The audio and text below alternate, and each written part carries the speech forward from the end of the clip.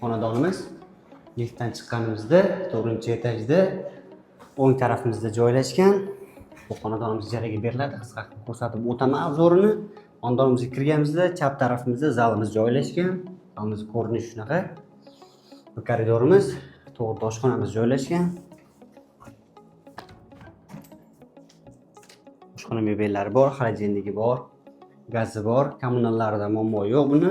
Xudo xolasa barcha jihozlari bilan ijaraga beriladi. Bu tarafda detskiy holati, gilamlari bor bu yerda. Bu kattalar yotoqxonasi, televizorlari bor, divanlari bilan. Bu yerda gilamlari mavjud.